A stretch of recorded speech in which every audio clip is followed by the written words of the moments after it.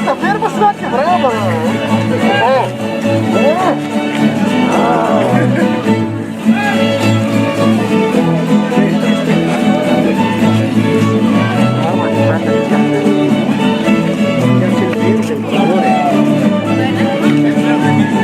Ecco, questa sarebbe la quadriglia, no?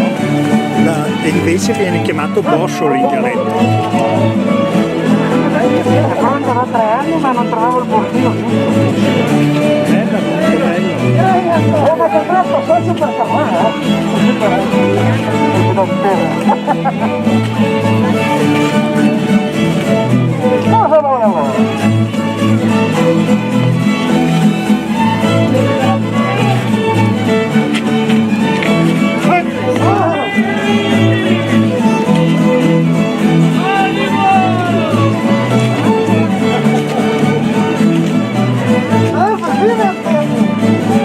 Ecco bosso.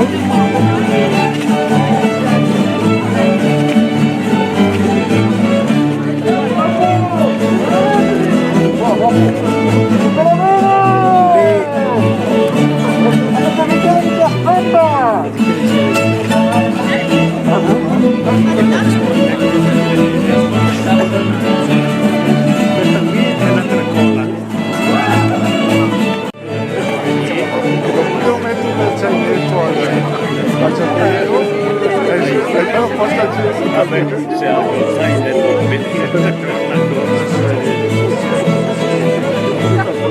sempre sì, dai. Dai un paio di ore che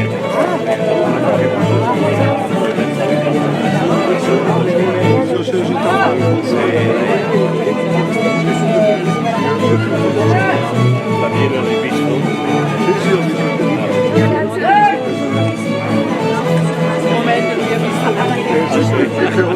Beh, è più facile pensavo di essere qua per gli 6 mesi, in realtà siete qua. È una puntata. Ho fatto tutte le gallerie da avanzare. Ho fatto tutte le gallerie da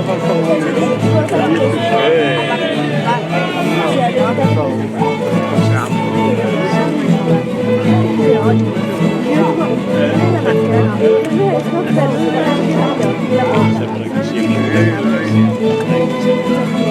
anche perché la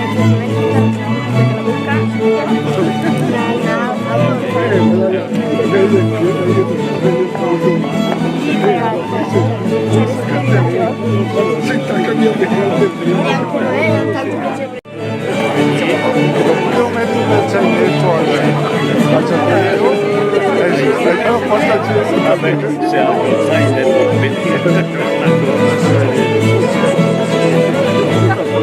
sempre sì, dai. Dai un paio di ore che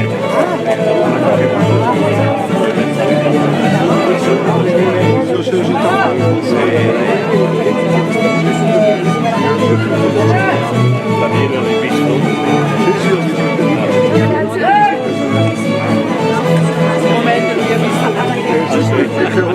Beh, è più facile pensavo di essere qua per gli 6 mesi, in realtà siete qua. È una puntata. Ho fatto tutte le gallerie da avanzare. Ho fatto tutte le gallerie da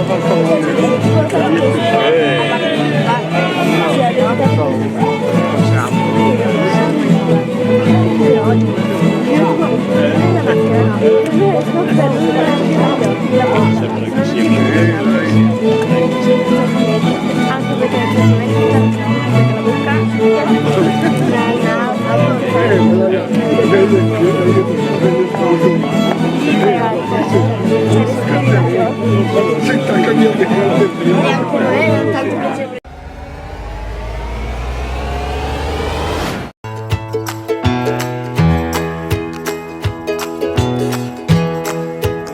Accanto alla Ballerini c'è l'altro carnevale che è del CVL La Ecce, cioè la ricostruzione dei vecchi costumi dei bagossi. Questo per esempio è l'esempio di una eccia.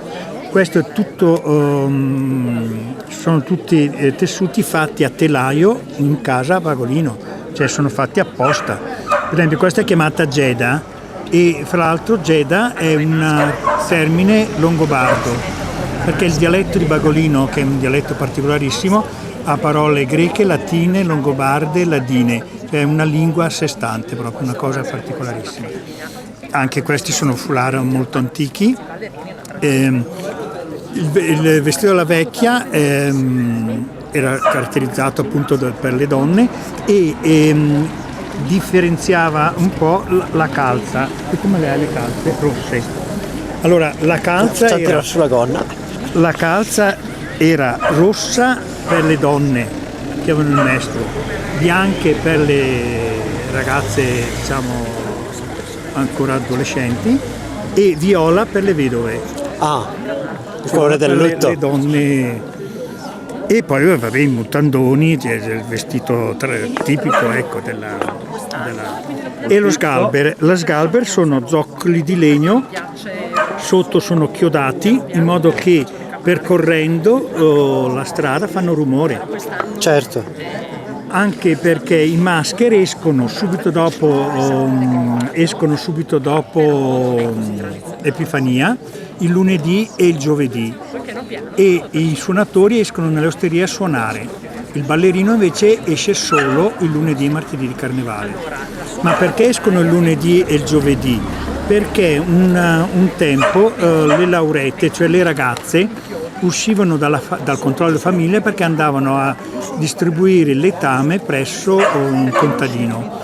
Allora il lunedì andavano in un campo, lavoravano, distribuivano il letame cantando per sottolineare dove erano, in modo che l'eventuale fidanzato andava la sera a trovarlo.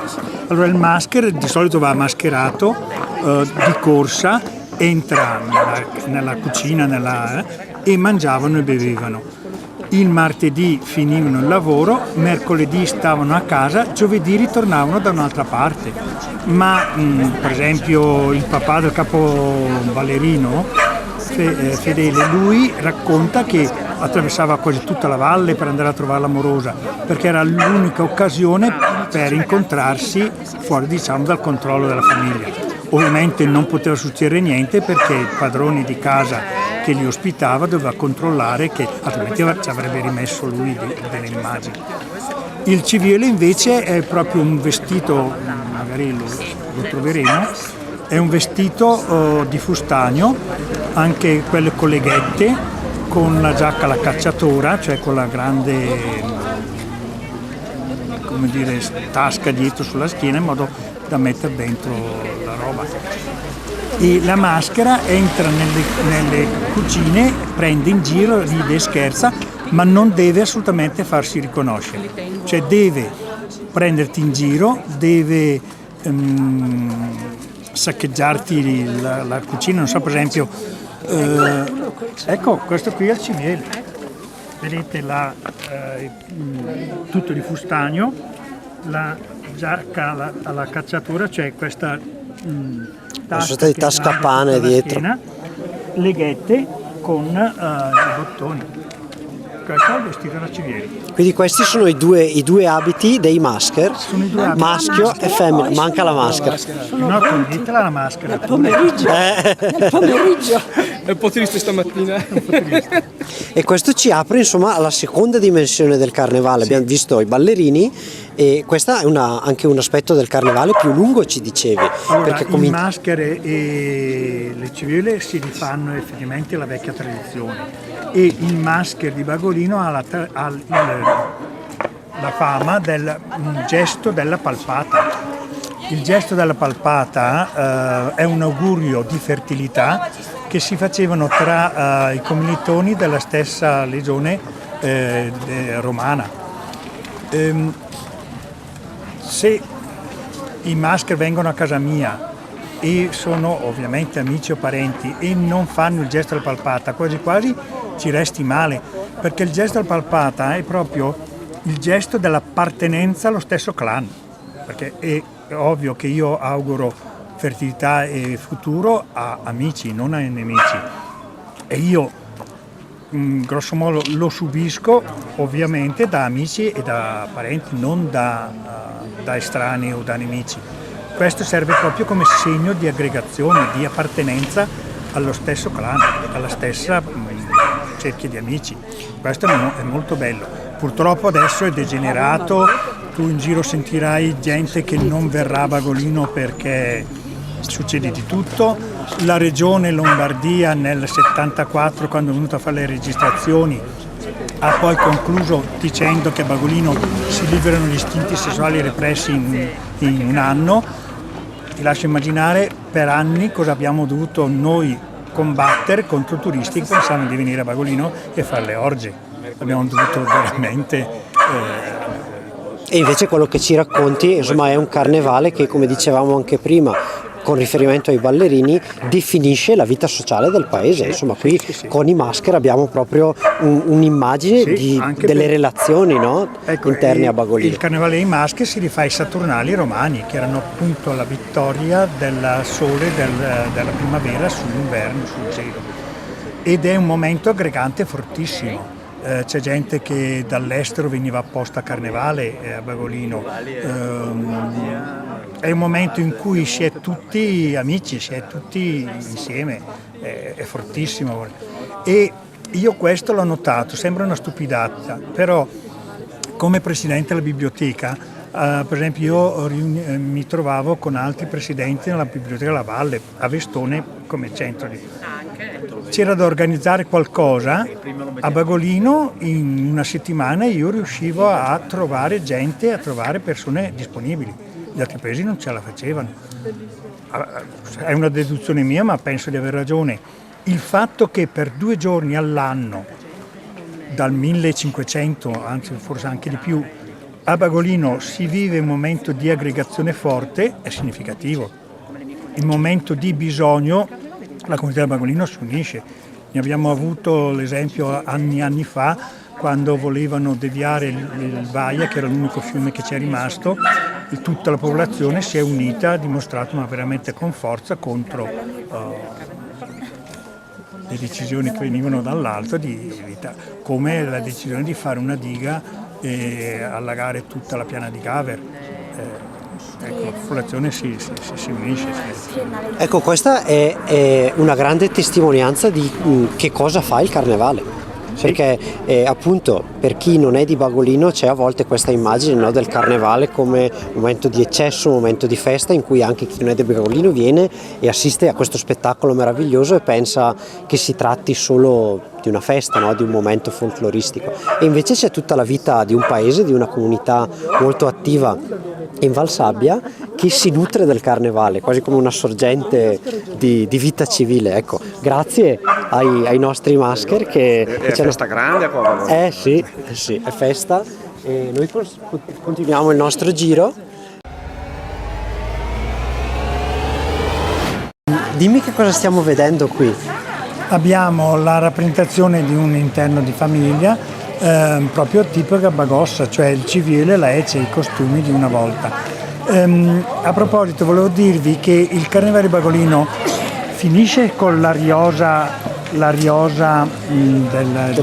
martedì sera, però effettivamente continua il carnevale, perché il mercoledì il masker gira senza maschera con una canna da pesca con appeso un rank, una ringa e un lanternino e chiede dove è il carnevale, che fine ha fatto il carnevale, piangendo. Perché nel frattempo il carnevale è finito. E il carnevale è finito, però per consolarsi mangia la ringa, segno della Quaresima, però la ringa è molto salata, perciò si beve anche. Si va avanti a bere, quindi in un certo senso c'è questo residuo di carnevale che continua. E qui abbiamo una bella immagine dei masker e della loro parte di carnevale, della loro tradizione.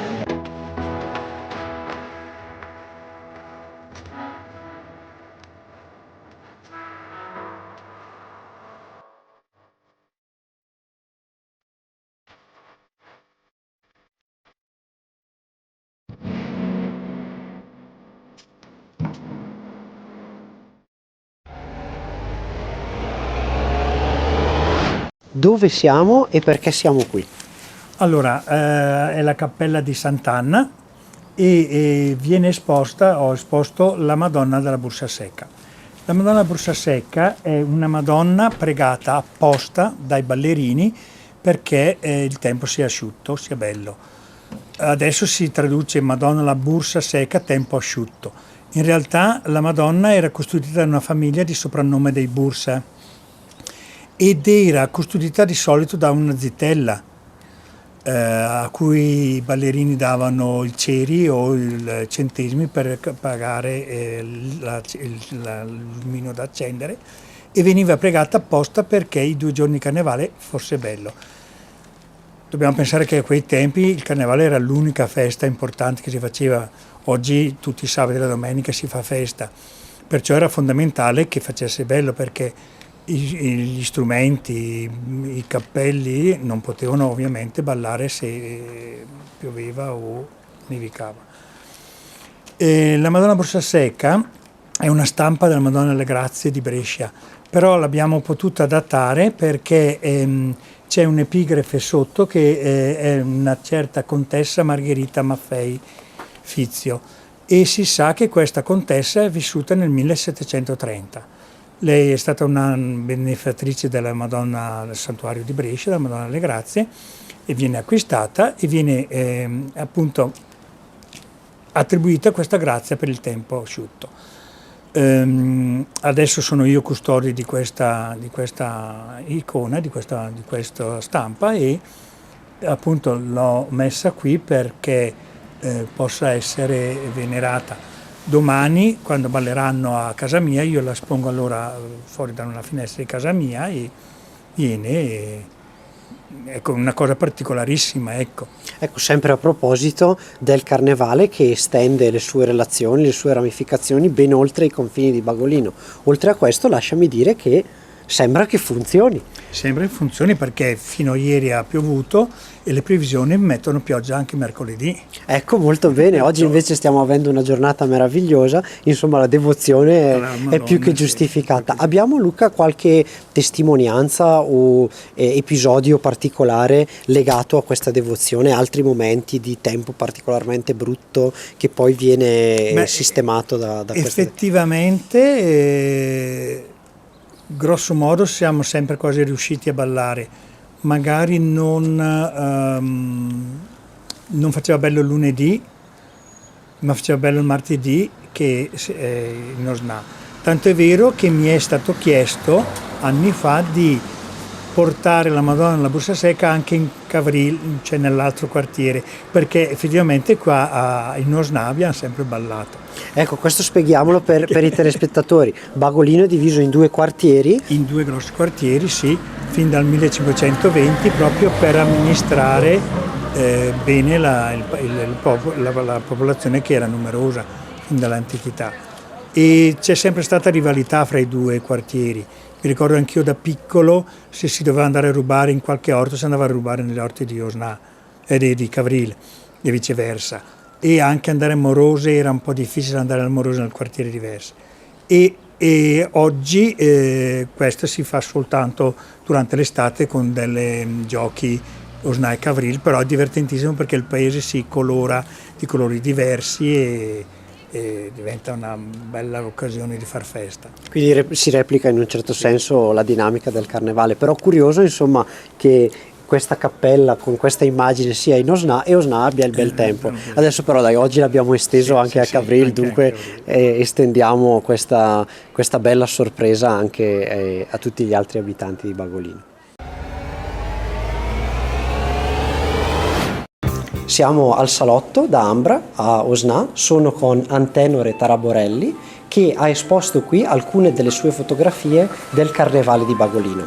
Antenore, tu mi dicevi che non sei originario di Bagolino, però hai sviluppato questo interesse molto importante, molto approfondito per il Carnevale, tanto che hai voluto ritrarre dei momenti importanti del Carnevale e averli esposti in questo locale, il salotto, che ha appena aperto e che insomma in primavera avvierà la sua attività. La mia prima domanda per te sarebbe che cos'è che ha attratto l'occhio del fotografo nel Carnevale? Che cosa c'è che ha colpito la tua immaginazione nel ritrarre queste scene?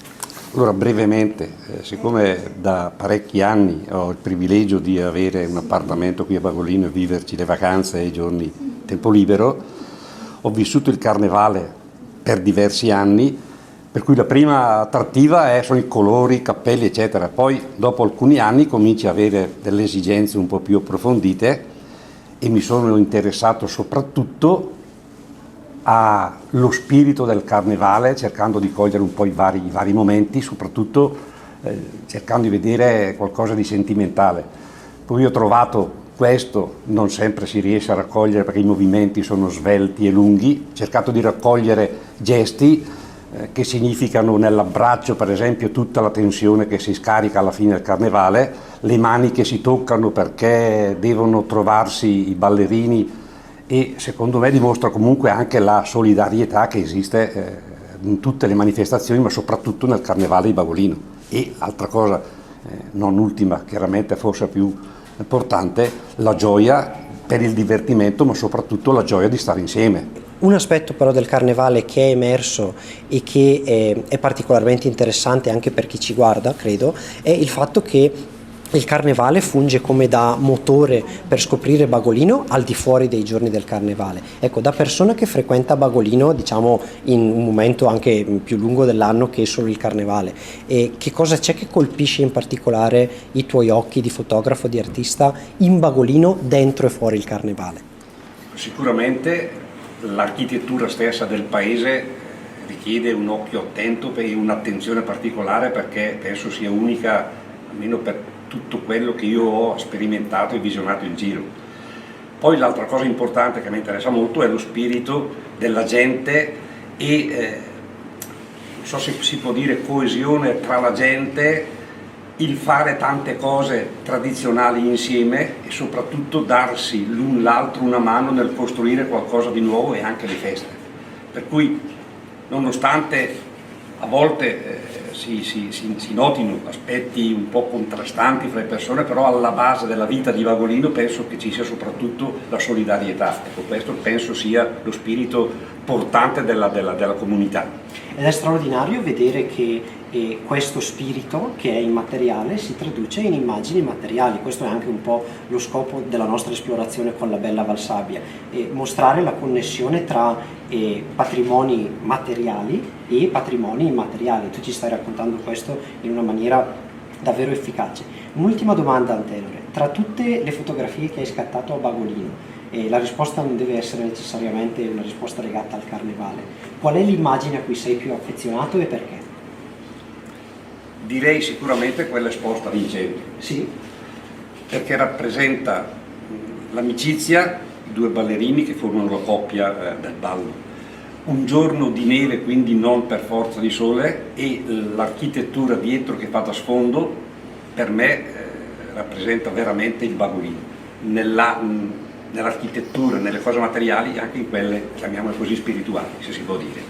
Antenore, grazie. Grazie a voi. E alla prossima. Grazie.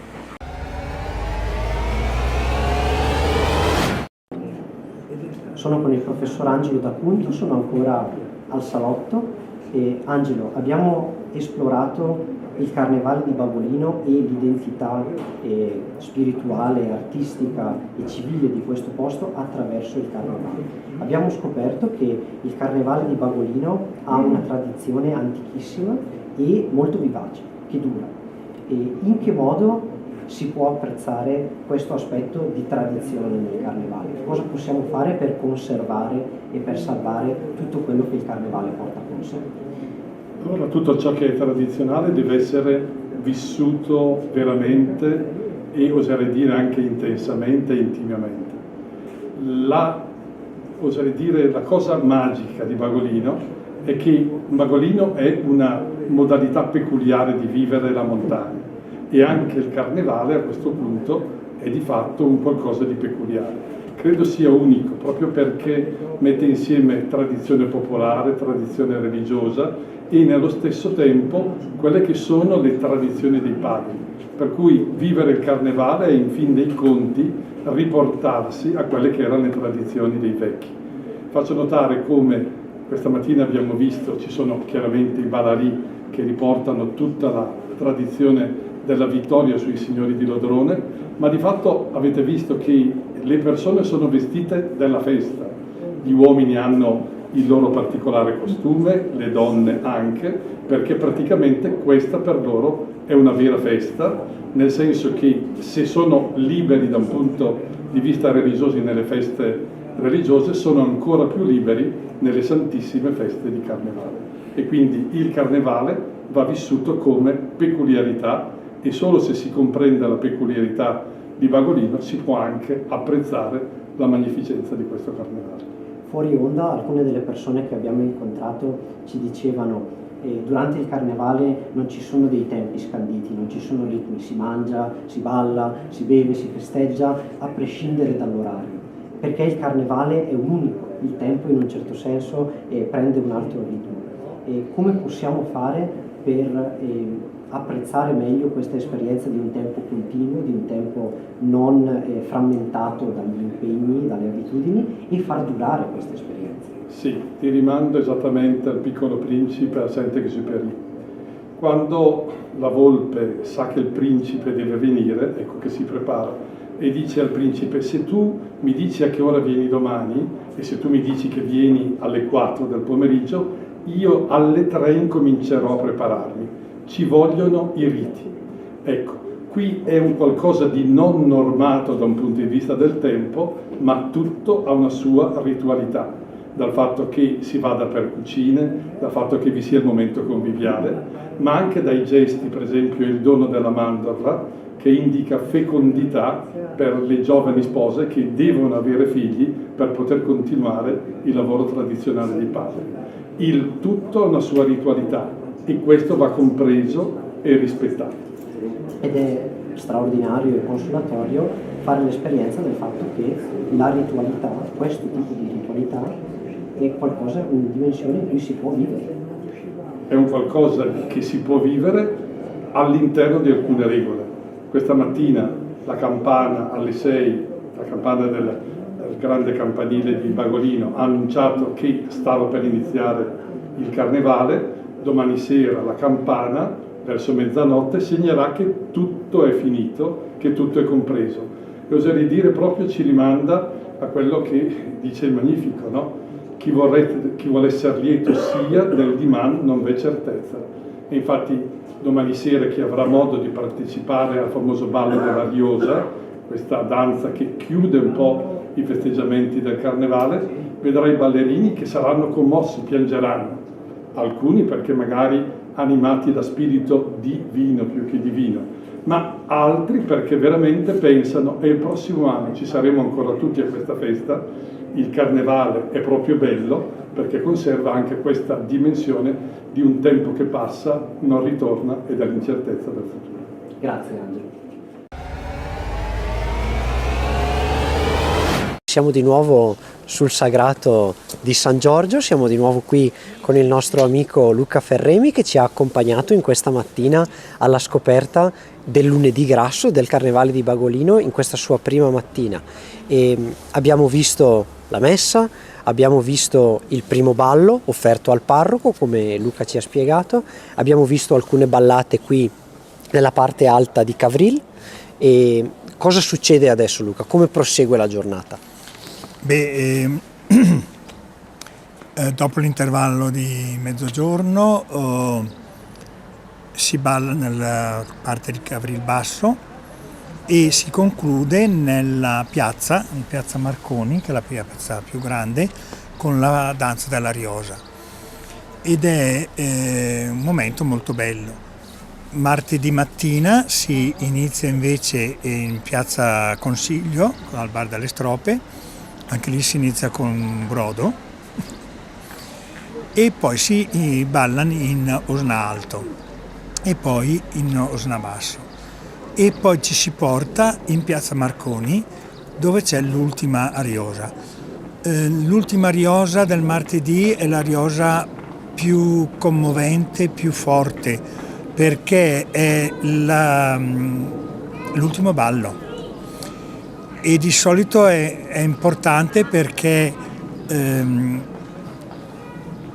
cioè, ci si commuove, anche perché è un ballo che dura moltissimo, mentre gli altri balli sono corti. La riosa è molto lunga perché sono 3 giri completi, ci sono 2 battute per ogni ballerino, siamo 120 ballerini, cioè diventa davvero 720 diventa un lunghissimo, perciò alla fine si è stanchi, però si è soddisfatti, ci si abbraccia, ci si saluta, ci si fa gli auguri per il prossimo carnevale e lì vedi il ballerino che piange perché è finito il carnevale. E così un aneddoto personale: 2 mie figlie mi hanno presentato il fidanzato finita la riosa del martedì. Uno fra l'altro era anche un ballerino, perciò ci siamo abbracciati. Vi conoscevate? Ecco. Ma poi era un momento, cioè non potevo fare il meravigliato, ho dovuto, Chiaro. anche perché ero emozionato. Ma è bellissima perché c'è moltissima gente ed è il momento veramente fortissimo, anche perché per molti, per noi, tu senti alcuni anziani che ti dicono io ho 77 anni di carnevali, cioè il carnevale diventa il metodo di misura del tempo. Perciò la riosa che tu finisci sarebbe il Capodanno. Come un anno compiuto. Perciò è... Quindi anche il carnevale come diciamo occasione per dare il via e concludere sì. la vita sociale e i ritmi, diciamo, del tempo nel paese. Ecco, a proposito di vita mi viene in mente, non abbiamo visto un cappello da vicino, su alcuni cappelli c'è una piccola bambolina. Infatti prima ci chiedevamo che cosa rappresenta la bambolina. È sempre questione della vita, della fertilità, dell'augurio della vita. Chiaro. Il carnevale di Bagolino in fondo è appunto una danza alla gioia e alla vita, alla prosperità, come deve essere il carnevale. Beh, insomma, siamo in questo ambiente meraviglioso, i nostri telespettatori vedono questo panorama straordinario in una giornata, tra l'altro inaspettata forse, ma di sole, di chiaro. E che cosa resta del carnevale dopo che il carnevale è finito? Abbiamo parlato molto delle attività che accompagnano la preparazione del carnevale, anche degli aspetti produttivi e commerciali del carnevale come non solo momento di aggregazione ma anche stimolo appunto produttivo. Ecco, cosa succede dopo l'ultima ariosa? Quali sono i sentimenti del paese? Come ci si dispone all'arrivo di un nuovo carnevale? C'è attesa, c'è stanchezza? Lì c'è la malinconia, però si progetta già il carnevale futuro. Non so, per esempio, si disfa l'oro, si restituisce alla famiglia, però tu hai già in mente come progettare, come disegnare il prossimo cappello, organizzare il prossimo carnevale. Fra l'altro poi noi da anni subito il sabato dopo carnevale, per esempio per noi sarà il 17, ci troviamo tutti insieme a mangiare con le mogli, perché in effetti le mogli hanno lavorato molto, certo, cioè è giusto, e anche lì si progetta appunto il carnevale futuro, oppure si fa anche il bilancio sul carnevale appena passato. Cosa non è andato bene o cosa poteva essere fatto di diverso. Comunque c'è la malinconia però si ricomincia subito a progettare il futuro.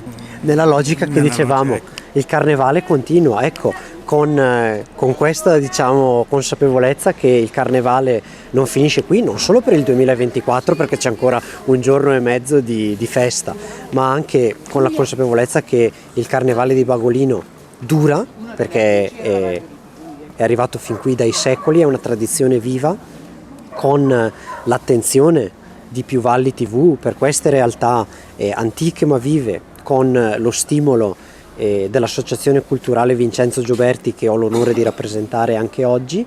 Noi vi salutiamo proprio con questo augurio che la gioia, la fertilità e la soddisfazione anche che il carnevale porti restino con voi e segnino l'inizio di un nuovo anno fino all'anno prossimo. Arrivederci.